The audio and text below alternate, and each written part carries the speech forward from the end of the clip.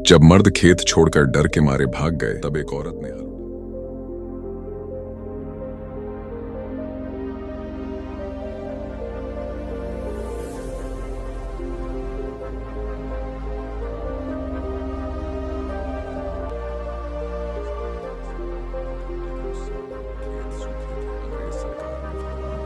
किसानों को पिछली फसल की भरपाई दोगुना लगान देकर करनी होगी। गांव में पंचायत बुलाई गई। सबकी नजरें एक औरत पर थीं, बेलाबाई, 35 वर्ष की एक विधवा, 2 बच्चों की मां। पति के शव को प्लेग ने 1914 में छीन लिया था।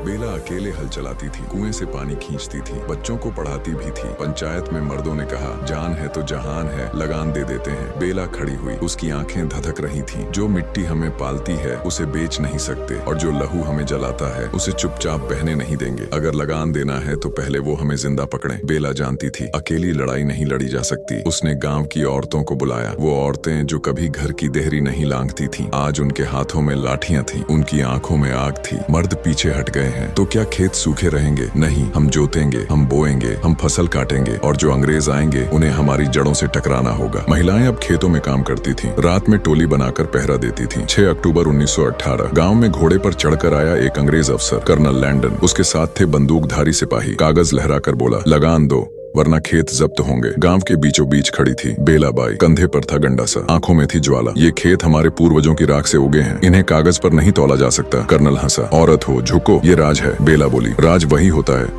जो जनता की इज्जत करे। तुझसे नहीं डरे हम। सैनिक आगे बढ़े। एक सैनिक ने एक औरत की चुनरी खींचनी चाही। बेला ने उसकी बांह काट डाली। गांव में दहशत नहीं फैली, बल्कि क्रांति की चिंगारी फैल गई। 2 हफ्तों में धीरपुरा की कहानी फैल गई। बेलाबाई ने अंग्रेजों को खदेड़ दिया। गांव की महिलाएं खेतों की मालकिन बन चुकी थीं। लगान देना बंद कर दिया गया था। लाठी से बनी गांव रक्षा टोली अब पहरा देती थी। कर्नल लैंडन ने पुलिस भेजी। बेला के खिलाफ वारंट जारी हुआ। कई महिलाएं पकड़ी गईं, लेकिन बेला बच निकली। अब वो जंगलों में आंदोलन चलाने लगी थी। बेला अब सिर्फ एक औरत नहीं रही, वह जननी सेना की नेता बन चुकी थी। एक रात बेला अपने बेटों के साथ एक किसान के घर में रुकी थी। अंग्रेजों को खबर लग गई। छापा पड़ा, गोली चली। बेला का बड़ा बेटा गोविंद वहीं शहीद हो गया। बेला को गिरफ्तार कर लिया गया। जेल में कर्नल लैंडन ने कहा, अब भी लगान दे दो, माफ कर दूं। बेला हंसी। तू माफ करने की औकात लेकर आया है, मैं तो तुझे मिटाने की कसम खाकर निकली हूँ। बेला को राजद्रोह का दोषी ठहराया गया। उसे सतना जेल में डाल दिया गया। लेकिन आंदोलन नहीं रुका। गांव की औरतें अब भी खेतों में थीं। जननी सेना अब सतना से मंडला तक फैल चुकी थी। 1920 में गांधी जी ने असहयोग आंदोलन शुरू किया। कई गांवों की जमीनें किसानों को लौटा दी गईं। 1921 में बेला रिहा हुई। अब वह सिर्फ बेला नहीं रही, वह बीजन नायिका बन चुकी थी। आज धीरपुरा के स्कूल की दीवार पर लिखा है, जो मिट्टी से डरता है वो इतिहास नहीं लिखता। जिसने हल और हथियार दोनों उठाए वो थी हमारी बेलाबाई।